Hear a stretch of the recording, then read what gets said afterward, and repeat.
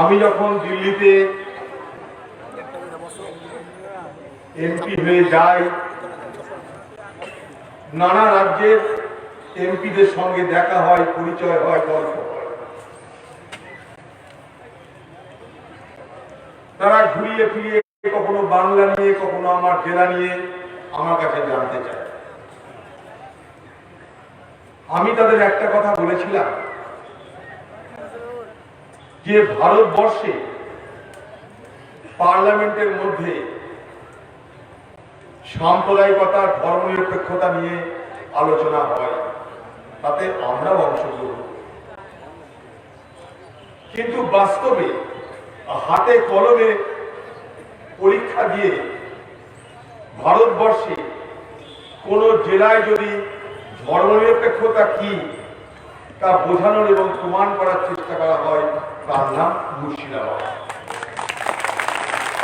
যদি বলেন কেন, আমাকে জিজ্ঞেস করেছিল এই কথা কেন বলছেন। আমি বলেছিলাম মুর্শিদাবাদে 3টে লোকসভা কেন্দ্র, তার মধ্যে একটা জঙ্গিপুর। সেই জঙ্গিপুরে লোকসভায় জনসংখ্যা যদি বিচার করা যায় প্রায় 70% মুসলমান,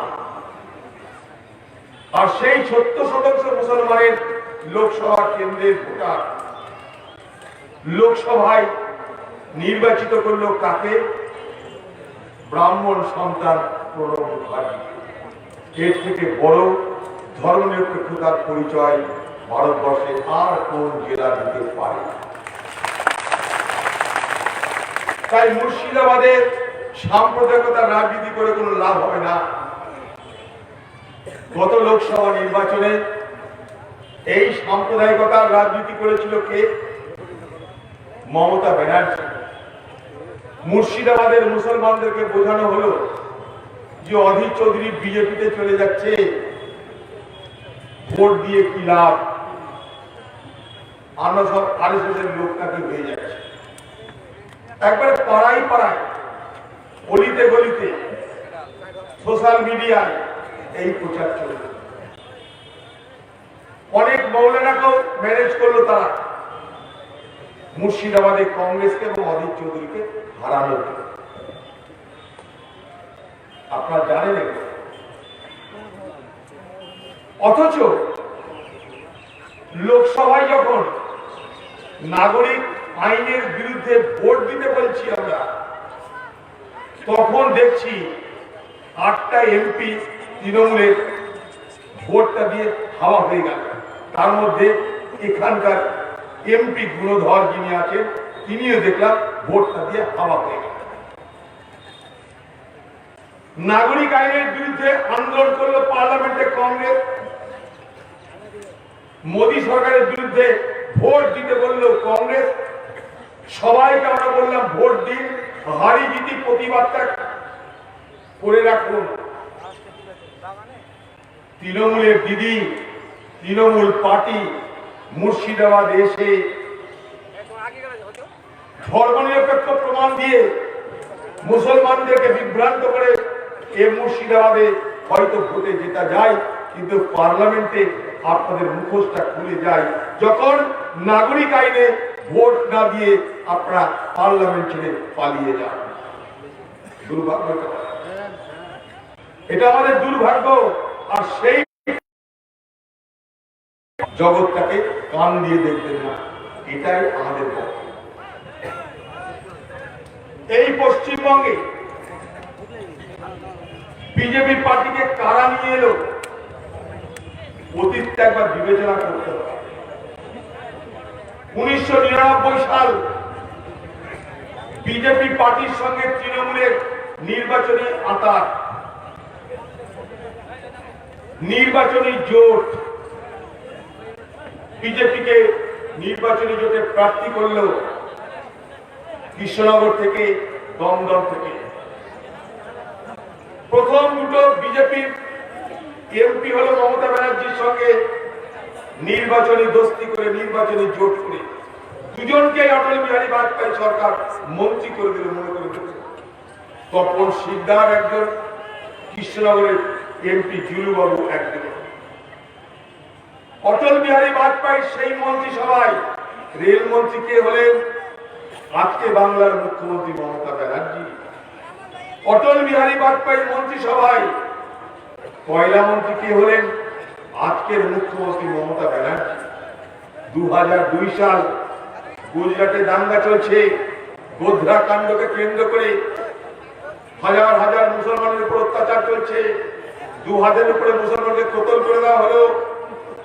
বাংলার মুখ্যমন্ত্রী, আজকের মুখ্যমন্ত্রী মমতা ব্যানার্জি সেদিন গুজরাটের মুখ্যমন্ত্রী নরেন্দ্র মোদীকে একবারও প্রতিবাদ করে কোন পত্র লিখেননি, সংবাদ মাধ্যমেও বলেননি এটা অন্যায় হচ্ছে। বরং ওই সরকারের তিনি মন্ত্রী হয়ে থাকলেন, গোধরার কাণ্ড ঘটছে, মমতা ব্যানার্জি বাজপেয়ী সরকারের মন্ত্রী হয়ে থাকছে।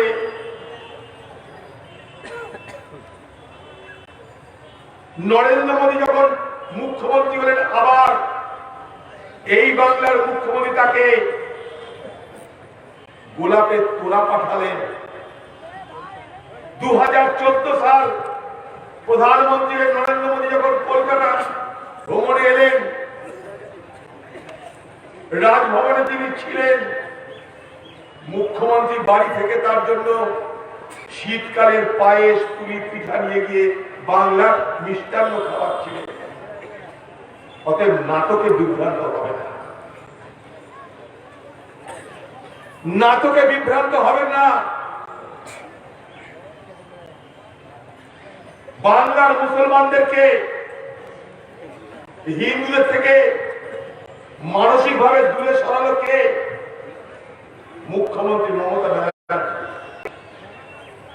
কোন মুসলমান বলেছিল আমার ইমাম ভাতা চাই?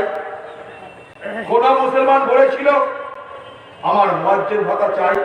না।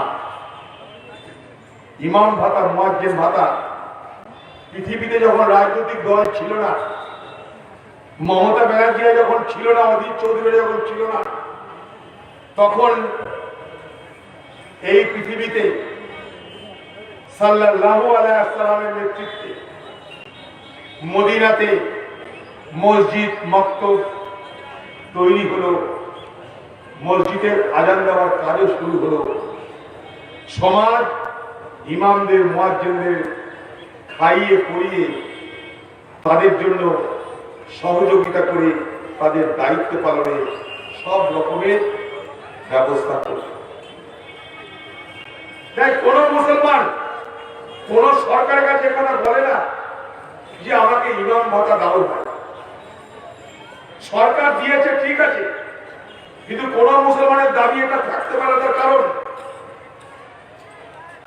ইসলামের সঙ্গে মসজিদের যেমন সম্পর্ক, মসজিদের সঙ্গে ইমামের সম্পর্ক, মুয়াজ্জিনের সম্পর্ক, ইসলামের সঙ্গে মাদ্রাসা মক্তবের একই রকম সম্পর্ক। তাই যতদিন পৃথিবীতে ইসলাম থাকবে, ইসলাম থাকবে তার কারণ ইসলাম পৃথিবীর চিরন্তন সত্যের নাম। চিরন্তন সত্যকে কখনো কেউ মুছে দিতে পারে না। তাই তারা তাদের মতন করে এই পৃথিবীতে তাদের অস্তিত্বের জাহির করে থাকে।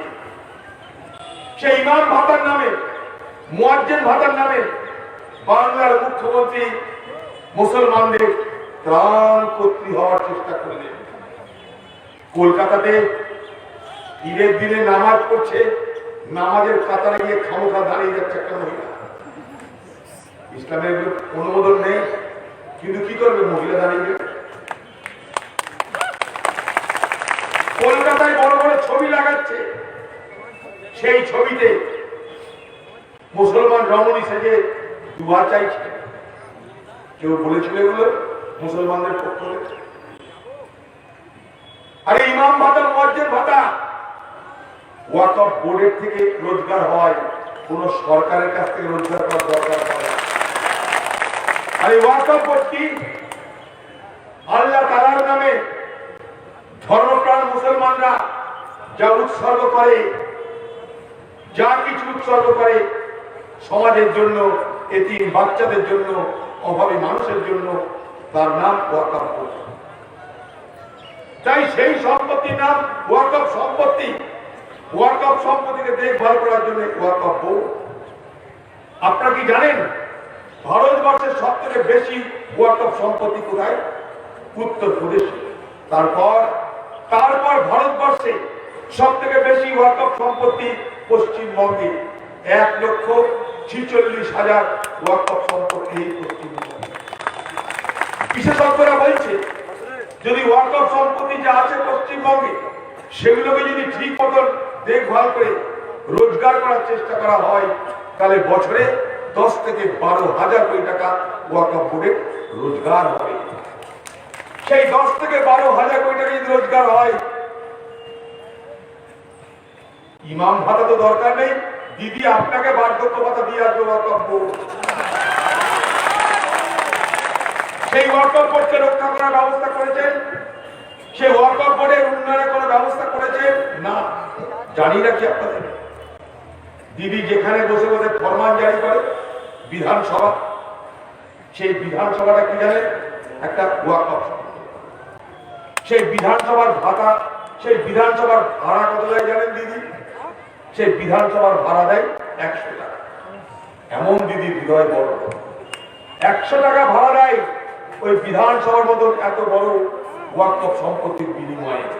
বুঝতে পারছে এই বাংলায় অপের রাজনীতি করা হয়, মুসলমানদেরকে ভক্তি দেওয়ার রাজনীতি করা হয়, মুসলমানদেরকে ধোঁকা দেওয়ার রাজনীতি করা হয়।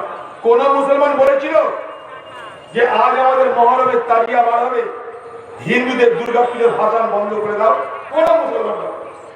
কোন মুসলমান বলে না, বলবে না। কেন বলতে যাবে? মুসলমান কি অন্য ধর্মের উৎসবকে কখনো বাধা দিয়েছে কোথাও? না বাধা দেওয়ার কোন ইজাজত আছে ইসলামে, উমাল কিতাব কোরআনে? কোথাও না।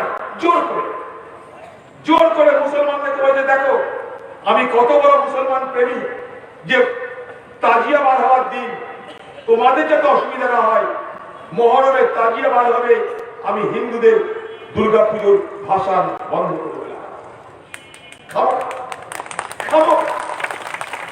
বিজেপি কি করলো? চুপি সারে প্রবেশ করে হিন্দুদেরকে কানে কানে বলল, ও হিন্দু, তোমরাও তো ভোট দিয়েছো দিদি ভাইকে, তোমরা তো দিদি ভাইকে ভোট দিয়ে মামাটি মানুষের সরকার করতে সাহায্য করেছো, মুসলমানদের ইমাম ভাতা দেয়, তোমাদের কি দেয় কিছু? হিন্দু বলল না তো, দেয় না। বিজেপি চুপচুপ করে কানে কানে গিয়ে বলল আজকে মুসলমানদেরকে খাতির করার জন্য হিন্দুদের প্রতিমা ভাষণ বন্ধ করে দিচ্ছে, তোমরা কি তা খেয়াল করেছো? হিন্দু বলল তাই তো, বিভাজনের বাতাবরণ তৈরি গেল বাংলায়, খামোখা, কোনো কারণ নাই। লোকসভায় কি দেখলাম আমরা? বিজেপি 18টা আসন জিতে গেল। মমতার এবার ঘুষ ফিরল। মমতা ভাবে বলে হিন্দু তো আমাকে ছেড়ে পালাচ্ছে, ধর ধর ধর ধর ধর, হিন্দু ধরে না। কি করে ধরা যায় হিন্দু? আরে হিন্দু ভাবিও না, আমি কি শুধু ইমাম ভাতা দিয়ে খুশি থাকবো? আমি পুরোহিত ভাতাও দিব। পুরোহিত ভাতা নেই, হিন্দু ভাবিও না, আমি তো মন্দির নির্মাণের কথা বলছি। আমি দীঘার পারে পুরীর মন্দির করব, তোমরা আমাকে ভুল বুঝো না। জগন্নাথ মন্দিরের প্রতিরূপ করব দীঘার সমুদ্রের পাশে, হিন্দু আমাকে ভুল বুঝো না, আমাকে ভরসা করো। দেখছো না এখন আমি আর ছবিতে দোয়া করি না, আর আমি নামাজের কাতারে দাঁড়াই না। এখন আমি কি করি? দুর্গা পুজোর দুর্গা ঠাকুরের দুর্গা প্রতিমার ছবি আঁকি। দেখবেন এখন যদি ছবি আঁকে সেই ফটো দেখা যায়। হিন্দু ভাবিও না আমি তোমাদের ছেড়ে যাইনি, আমি মুসলমানদের আর খাতির করি না। তার প্রমাণ তোমাদের দুর্গা পুজো হচ্ছে, আমি 50,000 টাকা চাঁদা দিচ্ছি। কার পারমিশন নিয়েছিল? এ তো মানুষের টাকা। 50,000 টাকা মুখ্যমন্ত্রী আপনার পকেটের টাকা নয়, পশ্চিমবঙ্গের সব মানুষ ট্যাক্স দেয় আপনাকে। সেই ট্যাক্স থেকে আপনি খরচা করছেন, দেখাচ্ছেন আপনি হিন্দুদের সেবা করছেন। ভারতবর্ষের কি অবস্থা হয়েছে? কোন সরকার কখনো এইভাবে একটা ধর্মের প্রতি ভোট কামানোর জন্য খরচ করতে পারে না। দেশ তো আমরা চালাতে দেখেছি, কংগ্রেস 54 বছর দেশ চালিয়েছে, দেশ চালানো সরকার চালানোর অভিজ্ঞতা আমাদের আছে। 50,000 টাকা দুর্গা পুজোতে দেওয়া হলো হিন্দুদেরকে খুশি করার জন্য। এর আগে কোনোদিন কোন হিন্দু পুজোতে 50,000 টাকা পেয়েছেন না। হিন্দুদের কি একটাই পুজো না? বলা হয় 12 মাসে 13 পার্বণ হিন্দুদের। বাকি পার্বণে কি হবে দিদি ভাই? হাওয়া খাবে? বাকি পার্বণে কিছু পাওয়া যাবে না? দিদি বলছে না বাকি পার্বণে পাওয়া যাবে না।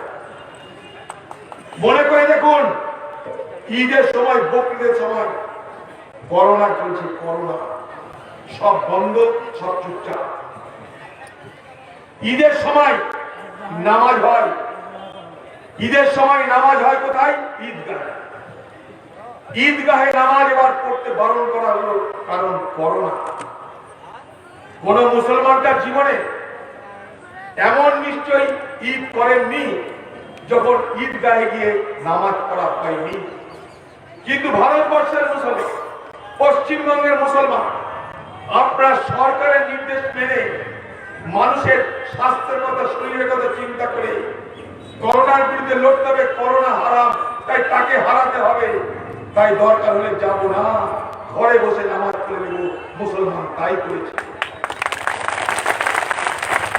বকরিদেও তাই হয়েছে, নামাজ পড়া হয়নি, মুসলমান তাই মেনে নিয়েছে। কিন্তু যদি কোনো মুসলমান প্রশ্ন করে, দিদি আপনি দুর্গা পুজোয় 50,000 টাকা দিলেন, কই ঈদে তো আমাদের সময় খেতে 5 টাকা দিলেন না, ওই বকরিদে আমাদের 10 থেকে 10 পয়সা দিলেন না কেন দিদি? দেখুন আমাদের ভোটের কি আর দরকার নাই? দিদির কাছে সব ভোট কেন্দ্রিক। ভোটে যদি পুষায় খাতির হবে, ভোটে যদি না পুষায় খাতির হবে না। এটা তো ব্যাপার। বাংলায় কি দরকার ছিল বিজেপিকে এইভাবে ময়দান তৈরি করে দেওয়া? কে দিল? দিদি দিয়েছে। আজ আপনি বলছেন বিজেপির বিরুদ্ধে লড়ব। পার্লামেন্টের নাগরিক আইন পাস করে ভারতবর্ষের মুসলমানদেরকে অপমান করতে চাইছে বিজেপি পার্টি। কংগ্রেস প্রতিবাদ করছে, তাই আমাদেরকে বলা হচ্ছে আমরা দেশদ্রোহী। সেই আইন যখন পাস হয়, আপনার এমপি পালিয়ে যায় ভোটটা দিয়ে, আপনি আমাদেরকে ধর্মনিরপেক্ষতার কথা বলছেন? আপনি ধর্মনিরপেক্ষ দিদি ভাই? না।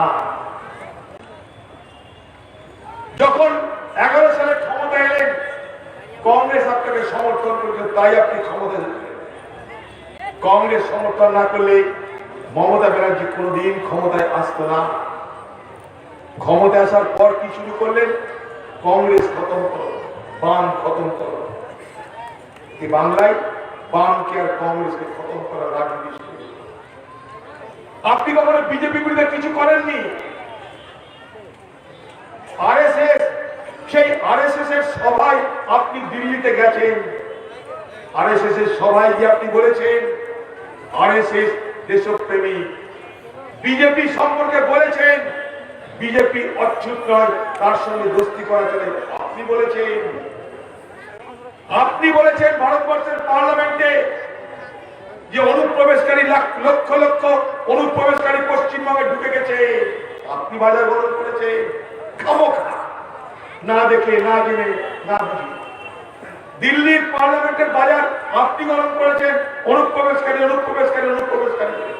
আপনি রেকর্ড আছে। বিজেপিকে আসার রাস্তা আপনি করে দিলেন। আপনি কংগ্রেসকে মারলেন, আপনি সিপিএমকে বামপন্থীদের মারলেন।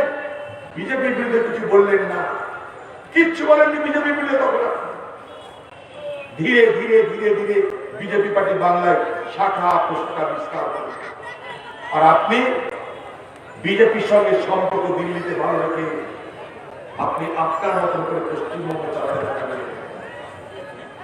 এখন বিজেপি যখন তার শক্তি বৃদ্ধি করে ফেলেছে, আপনি বলছেন এবার আমি বিজেপিকে বোতলের মধ্যে ঢুকাবো। দিদি ভাই, বিজেপি একটা সাম্প্রদায়িক ভূতের নাম। ভূত যখন বোতল থেকে বার হয়ে গেছে, তাকে আপনার ক্ষমতা নেই সেই বোতলের মধ্যে ঢোকানো। সেই ক্ষমতা আপনি অর্জন করেন, কারণ আপনি সাম্প্রদায়িকতার রাজনীতি করেন। সাম্প্রদায়িকতার রাজনীতি আপনি করেন বলেই গত লোকসভা নির্বাচনে মুর্শিদাবাদ জেলায় খামোখা অধীর চৌধুরী বিজেপি হয়ে গেল, অধীর চৌধুরী আরএসএস হয়ে গেল। আপনি প্রচার করতে পেরেছিলেন। আমরা নই, আমরা তো রাজনীতি করি।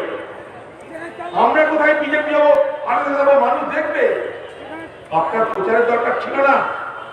আপনাদের এখানে বড় বড় সমস্ত নেতা পাঠানো হয়েছিল মুর্শিদাবাদ দখল করার জন্য। বড় বড় অবজারভার, বিরাট বিরাট ক্ষমতা পাবে। আমরা কি দেখলাম? যে অবজারভাররা মুর্শিদাবাদে বলল অধীর চৌধুরী বিজেপি হয়ে যাচ্ছে, লিখে নিন। দেখুন সেই অবজারভার বিজেপি পার্টির মঞ্চে দাঁড়িয়ে জয় শ্রীরাম জয় শ্রীরাম দেখেলি না? যা আছে দেখেলি খোলা মনে। প্রথমে বললাম কান দিয়ে দেখবেন না, চোখ দিয়ে দেখুন। এই রাজনীতিবালারা কান দিয়ে দেখানোর চেষ্টা করে, চোখ দিয়ে দেখেনি। শুধু এখানে নয়, সারা ভারতবর্ষের ইতিহাস কি বলছে? কংগ্রেস দুর্বল মানে বিজেপি প্রবল, কংগ্রেস প্রবল বিজেপি দুর্বল। ইতিহাস। কংগ্রেস শক্তিশালী হলে বিজেপি জমে যায়, কংগ্রেস দুর্বল হলে বিজেপি জিতে যায়। সারা ভারতবর্ষে বিজেপির বিরুদ্ধে আর কোন রাজনৈতিক দল এই দীর্ঘ লড়াই করেছে কি? তার জন্য দেখুন আছে কি অবস্থা।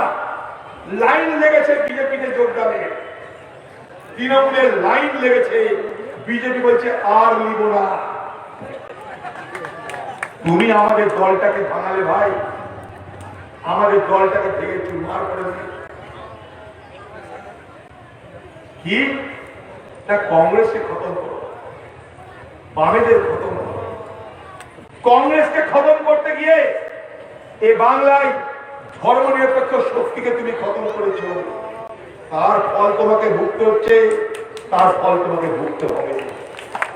কংগ্রেসের এমএলএ গুলোকে খরিদ করে নিয়েছ।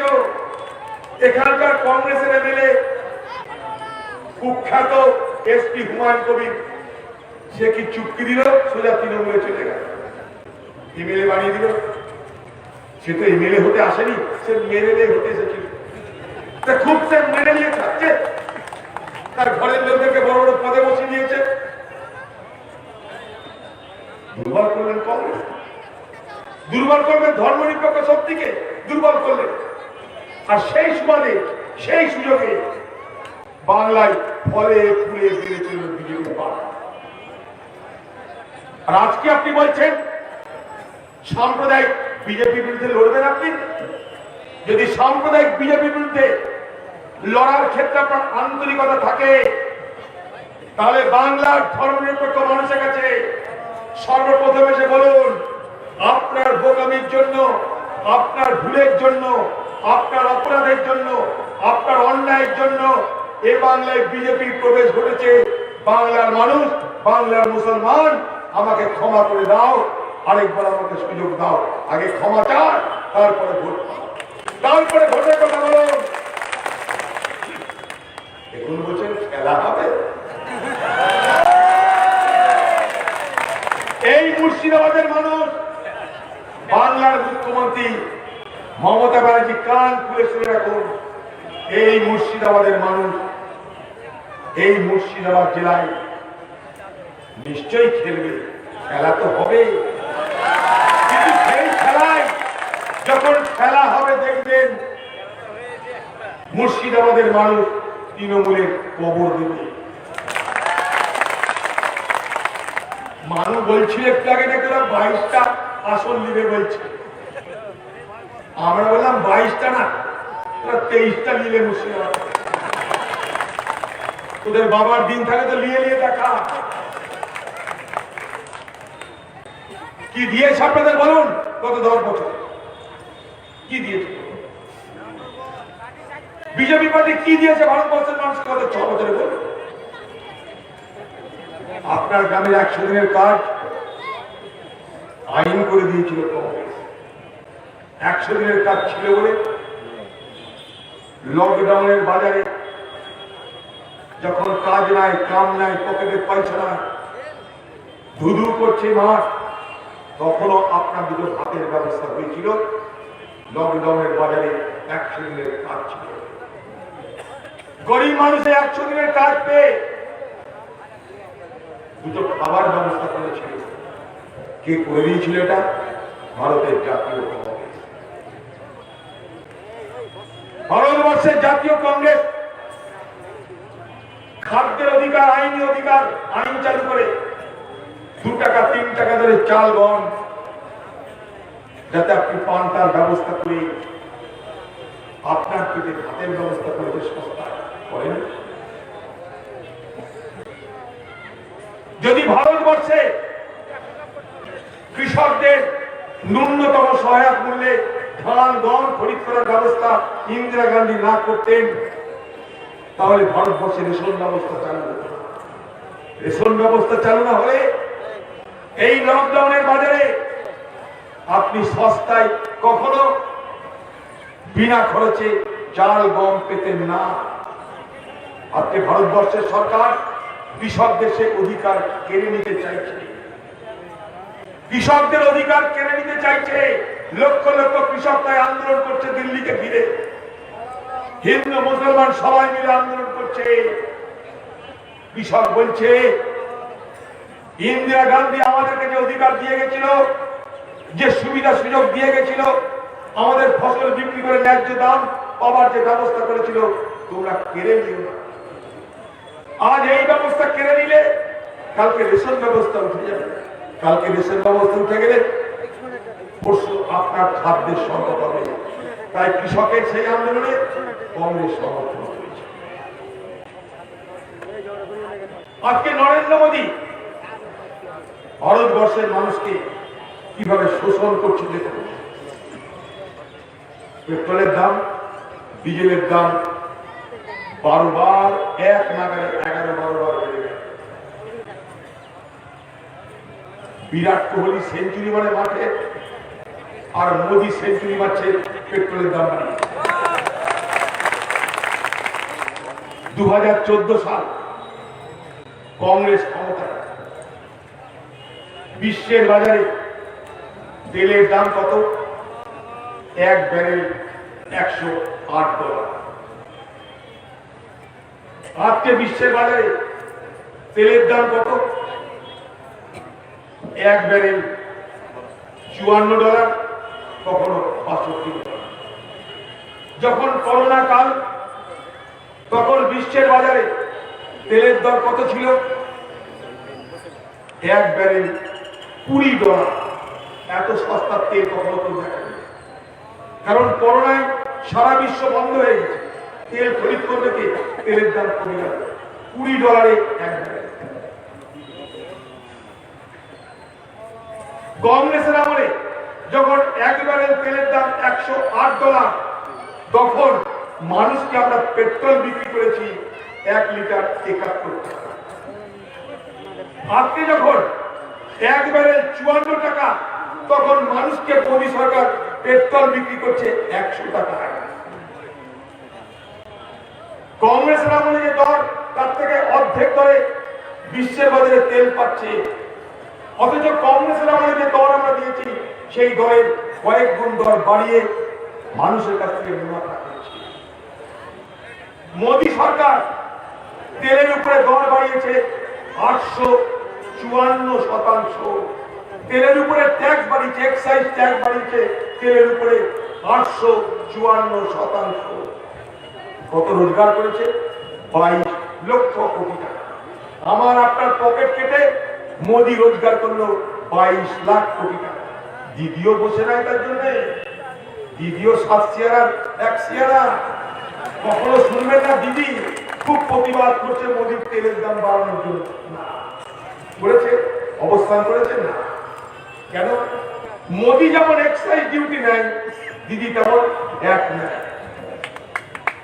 মোদী যদি 20 টাকা ধান্দা করে, দিদি সেখানে ভ্যাট চাপিয়ে 10 টাকা ধান্দা করে। করোনা কালে এই পশ্চিমবঙ্গে এক তালে ভ্যাটের দাম বাড়িয়ে গেছে বাংলার মুখ্যমন্ত্রী। এখন যখন বাজার খারাপ, চারিদিকে চিৎকার চেঁচামেচি, বলছে আমি আর কমাচ্ছি 1 টাকা। দিদি 1 টাকা কমিয়েছে। দিদির এই 1 টাকা কমানো দেখে আমার এক পকেট মারের কথা মনে পড়েছে। ঔরঙ্গাবাদের বাস স্ট্যান্ড এক পকেট মার একটা লোকের পকেট মেরে দিয়েছে। সে লোকটা এসেছিল বাজারে ডাক্তার দেখাতে, পকেট মার তার পকেট মেরে দিয়েছে। লোকটা যখন দেখছে আমার পকেটে তো টাকা নাই, তখন আফসোস করতে লেগে বাড়ি ফিরবে কি করে। পাশে দাঁড়িয়ে ছিল পকেট মার। পকেট মারে একটু দুঃখ হলো, একটা লোকের সবই নিয়ে নিলাম, বাড়ি যাওয়ার পয়সা নাই, আমার কিছু করা উচিত। তার পকেট মার কয়েকশো টাকা তার পকেট মেরেই দিয়েছে। জিজ্ঞেস করলো তাকে, ভাই আপনার বাড়ি যাওয়ার ভাড়া কত বাসে? বললো 10 টাকা হয়ে যাবে। আচ্ছা লেন 10 টাকা। তো যাকে দিল সে ভাবছে বাপের তাল মিলিয়ে চলে এসছে, ভাই আমার পকেটে টাকা নেওয়া জানলো কি করে, আবার 10 টাকা দিয়ে দিল। পকেট মার ভাবলো মেরেছি 500 টাকা, নিলাম 10 টাকা যাই দেবো। তো দিদি আমাদের মাসের পর মাস, বছরের বছর আপনি তেলের দর বাড়িয়ে চলেছেন, মোদি তেলের দর বাড়িয়ে চলেছে। এখন আপনি 1 টাকা দিয়ে আমাদের খাতির করছেন, এই খাতির না করলেও পারতেন। এই পকেট মারের খাতির দিদি আপনি না করলেও পারতেন। কারণ ছত্তিশগড়ে কংগ্রেস সরকার 1 লিটার তেলে দাম করেছে 12 টাকা। যেরকম ছত্তিশগড়ের কংগ্রেস সরকার 1 লিটারে দর কমিয়েছে 12 টাকা। মোদীজিকে আমি বলেছি কদিন আগে টিভিতে যে মোদীজি আপনি তো বলেন ভারতবর্ষ রামের দেশ, তো রামের দেশে 1 লিটার পেট্রোলের দাম 100 টাকা। নেপাল হচ্ছে সীতা মায়ার জন্ম, সীতার দেশে 1 লিটার পেট্রোলের দাম 56 টাকা। চলে যান শ্রীলঙ্কা, রাবণের দেশে 1 লিটার পেট্রোলের দাম 65 টাকা। আমাদের দুশ্মন পাকিস্তানে 1 লিটার পেট্রোলের দাম 51 টাকা। আর ভুটান আমাদের বন্ধুদের, সেখানে 1 লিটার পেট্রোল দাম 65 টাকা। তাহলে কেমন আমাদের দেশ চলছে বুঝতে, কেমন মোদী খাতির করেছে। আচ্ছা দিন কেমন ইলানে বলা হয় উনি দেখিয়ে দিয়েছেন, খেয়াল করবেন। তাই লুট চলছে দেশ জুড়ে, লকডাউন থেকে আরম্ভ করে সারা দেশ আর কোন জায়গায় দাঁড়িয়েছে দেখতে পাচ্ছেন। হঠাৎ করে লকডাউন ঘোষণা করে দিয়ে 14 কোটি মানুষের চাকরি বাকরি খেয়ে নেওয়া হয়েছে। হঠাৎ করে লকডাউন ঘোষণা করে দিয়ে ভারতবর্ষের আর্থিক ব্যবস্থাকে ধ্বংস করে দেওয়া হয়েছে। ওদিকে লকডাউনের মধ্যে দেশ ধ্বংস করেছে। লকডাউনের পরিযায়ী শ্রমিকদেরকে পশ্চিমবঙ্গের সরকার না দেখলো, না শুনলো, না বুঝলো। আমাদের ঘরের ভাই তারা, আমাদের ঘরের আত্মীয় তারা বাইরে থেকে আসছে ট্রেন করে, বাসে করে, ট্রাকে করে, ঘরের গরু ছাগল মহিষ বেচে তারা টাকা জোগাড় করে আসছে, তাদেরকে ঢুকতে দেবে না। পশ্চিমবঙ্গের মুখ্যমন্ত্রী কত বড় অন্যায় তারা করেছে। এটা কত বড় অন্যায় হতে পারে। আমার ঘরে ভাই বোনেরা গেছে বাইরে, সেখানে তারা যে রোজগারটা করছে, সেই রোজগারের টাকায় তাদের পরিবার চলে। তাদের পরিবার চলে মানে তারা টাকা পাঠায়, সেই টাকা পাঠিয়ে পরিবার চলে মানে এখানে তারা সেই টাকাটা খরচা করে মানে রাজ্য সরকার, তোমার তো লাভ হয়, তুমি তো ট্যাক্স পাচ্ছ। অর্থাৎ তারা বাইরে পরিশ্রম করছে, কারণ তুমি কাজ দিতে পারো না। তারা ঘরে টাকা পাঠাচ্ছে, কারণ তাদের সংসার চালাতে হয়।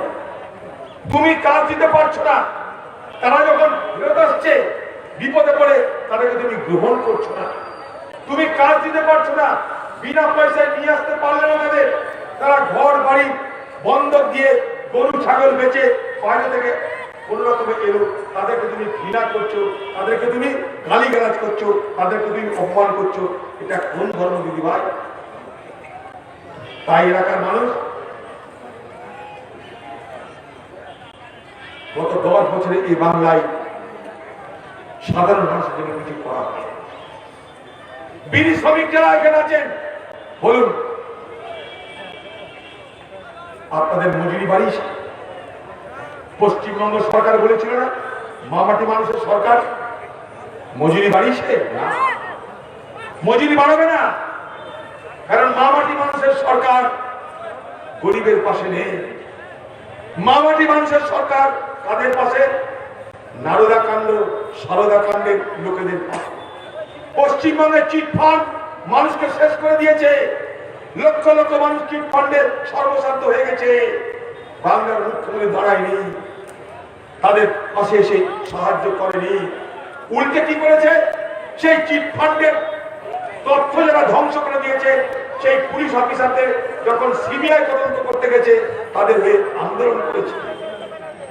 আমরা দাবি করেছিলাম আপনি ভোটের আগে পশ্চিমবঙ্গে কয়েক লক্ষ চিটফান্ডের সর্বশান্ত পরিবার, তাদেরকে আপনি টাকা দেওয়ার ব্যবস্থা করুন, তাদেরকে আপনি ক্ষতিপূরণ দেওয়ার ব্যবস্থা করুন।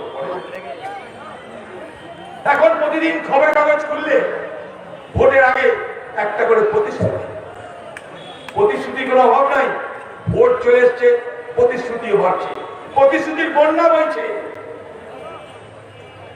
5 টাকা দরে ডিম খাওয়াচ্ছে মানুষগুলো, এটা তো প্রমাণ হলো আমাদের অভাব আছে। দিদি সেটা স্বীকার করছে, দিদি স্বীকার করছে আমাদের অভাব আছে। আমাদের খাদ্য সংকটে যে দিদি নিয়ে সেটা বলছে, তাদের 5 টাকা ডিম দিয়ে আমাদের খাতির করতে যাচ্ছে কেন? ভোট এসছে। বাংলার মানুষকে ভিখারি বানাবেন না দিদি ভাই। বাংলার গরিব মানুষের দারিদ্রতা থাকতে পারে, কিন্তু সেই দারিদ্রতাকে খরিদ করে নিয়ে ভোটে জেতার চেষ্টা করবেন না। বাঙালি কাঙালি নয়, তাদেরকে রোজগার দিন, তারা নিজের পায়ে দাঁড়িয়ে সংসার চালাবে। তাদেরকে রুটির ব্যবস্থা করুন, তারা মেহনত করে রুটি কামাবে সংসারের জন্য। আপনার ভিক্ষার দয়ায় তারা বসে থাকবে কেন? এটা তো মানুষকে অপমান করা। তাই আমরা বলি, বাংলার মুখ্যমন্ত্রী আপনি মুসলমানদের জন্য ত্রাণকর্তী হয়েছিলেন। মুসলমানদের ত্রাণকর্তী না হয়ে আপনি মুসলমানদের সামাজিক মর্যাদা, রাজনৈতিক মর্যাদা, অর্থনৈতিক মর্যাদা দিতেন, ভালো লাগতো। আজকে পশ্চিমবঙ্গে যত সরকারি কর্মচারী, মুসলমানের সংখ্যা মাত্র 1.45%। ব্যবধান বড়, বিরাট ব্যবধান। আজকে বিড়ি শ্রমিক এই গোটা এলাকা জুড়ে তাদের মজুরি বাড়াতে আপনি চেষ্টা করেননি, কিন্তু আপনি পারতেন, আপনি করেননি, কারণ আপনি কাউকে বাড়াতে চান না। বিড়ি মালিকদের আপনি তোয়াজ করে চলেন, তাই আজকে বিড়ি শ্রমিকরা তার ন্যায্য মজুরি পায় না। পশ্চিমবঙ্গ জুড়ে তাই হতাশা, অভাব গ্রাস করেছে। মানুষকে ভোট দিতে দেওয়া হয় না, পঞ্চায়েত লুট চলে, কাটমানি রাজ চলছে। তাই বাংলা আজ অধঃপতনে চলেছে। বাংলা কতটা অধঃপতনে চলেছে তার প্রমাণ আপনারা দেখতে পাচ্ছেন। জাকির হোসেনের কথা সবাই বলেছে, আমি আগেও বলেছি, এখনো। জাকির একটা সময় আমাদের দলের সমর্থক, খুব ভালো সম্পর্ক, আমি তাকে ভাইয়ের মতো দেখতাম। যেদিন রাত্রে শুনলাম জাকিরের উপরে হামলা হয়েছে, সেদিন থেকে জাকিরের ব্যাপারে খোঁজ খবর রাখা শুরু করেছি। শুনলাম জঙ্গিপুর, সেখান থেকে বললাম শুধু জাকির নয়, আরো 22 জন মতন জাকিরের সাথী বা সাধারণ মানুষ তারাও ভয়ঙ্কর জখম হয়েছে। আমি পিজি হাসপাতালে গেলাম, আমাকে ঢুকতে দেওয়া হলো না।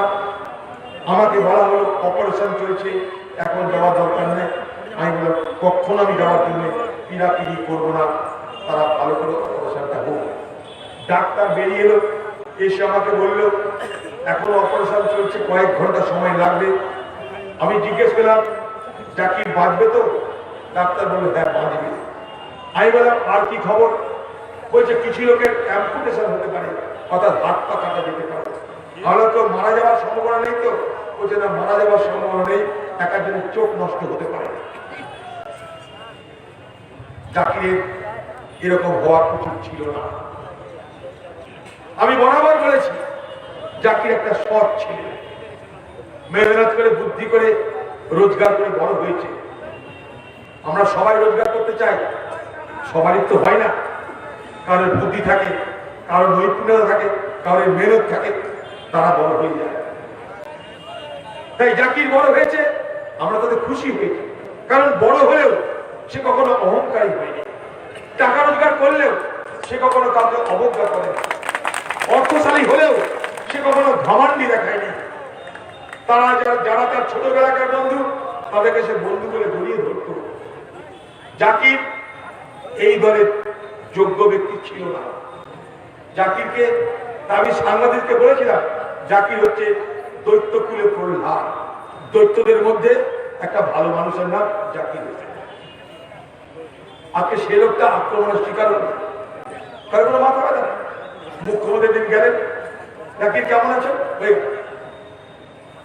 এই মুর্শিদাবাদ জেলায় কংগ্রেস করার অপরাধে এখানকার পুলিশকে একটা অর্ডার দিয়ে দিত, 1200 কংগ্রেসের কর্মীকে এনডিপিএস কেসে ভরে দিত। 1200 মাদক পাচার কেসে 1200 কংগ্রেস কর্মী জেল খাচ্ছে। এখানকার পুলিশ কংগ্রেসকে ধরতে পারে, একটু ধরে দিবি, একটা জায়গায় 10টা ধরে দেবে। বাংলা কংগ্রেসকে ধরে দিদি খুশি হবে। পুলিশকে যদি বলা হয় কংগ্রেসকে ধরো, একটা জায়গায় 10টা ধরে ভরে দিবে, কোনো অসুবিধা নেই। কিন্তু জাকির হত্যাকারী ধরো, জাকির আক্রমণকারী ধরো, দেখছি দেখছি দেখছি এগুলো খুঁজে পাওয়া যাচ্ছে না। আরে এখানকার পুলিশ পকেট মার ধরতে পারে না, তো জাকির আক্রমণকারী কি করবে? এখানকার পুলিশ বড় খালি কংগ্রেসকে ধরতে ধরে নিয়ে যাবে। এই পুলিশ কখন আপনি বানিয়েছেন? পুলিশ যদি মনে করে 7 দিন লাগার কোনো কথা ছিল না, কোনো কারণ ছিল না 7 দিন লাগা। কবে শেষ হবে জানি না, 7 দিন সময় নেওয়ার কোনো কারণ ছিল না। বাংলার মুখ্যমন্ত্রী নিজে বলেছে দূর নিয়ন্ত্রিত বোমা বিস্ফোরণে জাকির উপর হামলা হয়েছে। মুখ্যমন্ত্রী নিজে বলছে দূর থেকে বোমা বিস্ফোরণ হয়েছে, দূর সঞ্চালিত বোমা, যেটা কারা করে? জঙ্গিরা করে। দিদির কথা অনুযায়ী আপনি যখন বলছেন দূর থেকে বোমা বিস্ফোরণ করা হয়েছে, তখন আপনি তো জানেন এই ধরনের তদন্ত করে কেন্দ্রীয় সংস্থা সিবিআইকে দিন। আমরা তো সিবিআই তদন্তের দাবি চাইছি, আমরা তো সিবিআই তদন্ত চাইছি। আপনি সিবিআই তদন্ত না দিয়ে এখানকার পুলিশকে দিয়ে কেন তদন্ত করাচ্ছেন?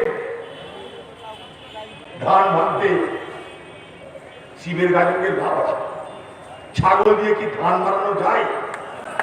এখানকার পুলিশ জঙ্গি ধরতে পারবে? ছাগল দিয়ে ধান মারানো যাবে না। আমরা তাই সিবিআই তদন্ত চাইছি। দিদি সিবিআই তদন্ত দিচ্ছে না, কারণ ঝোলা থেকে বিড়াল বেরিয়ে পড়বে।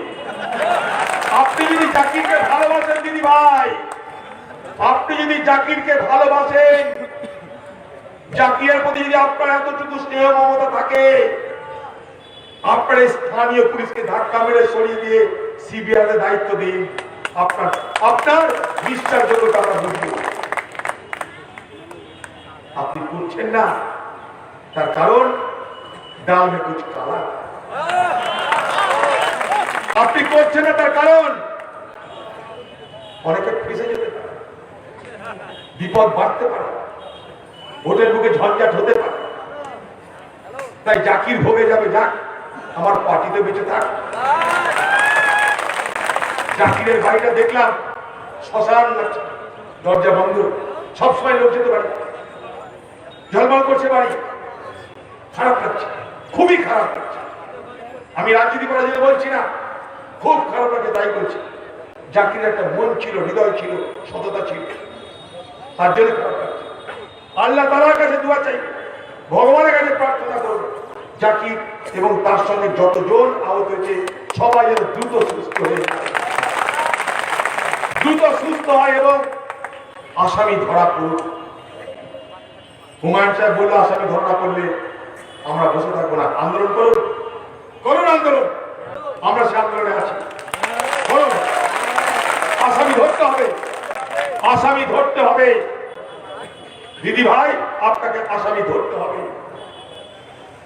জাকিরের উপরে আক্রমণ আমাদের কাছে স্পষ্ট প্রমাণ করে দিল, স্পষ্ট প্রমাণ করে দিল এ বাংলায় আপনার দলের মন্ত্রী নিরাপদ নয়।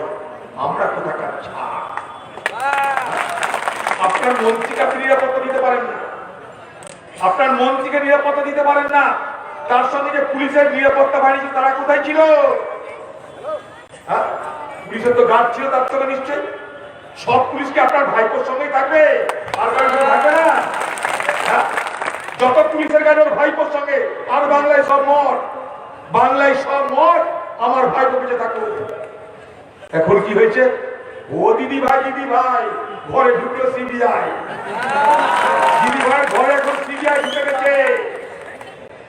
দিদি ভাই এখন হড়বড়ি লেগে গেছে। সিবিআই কে আটকানোর চেষ্টা করছে, পারছে না।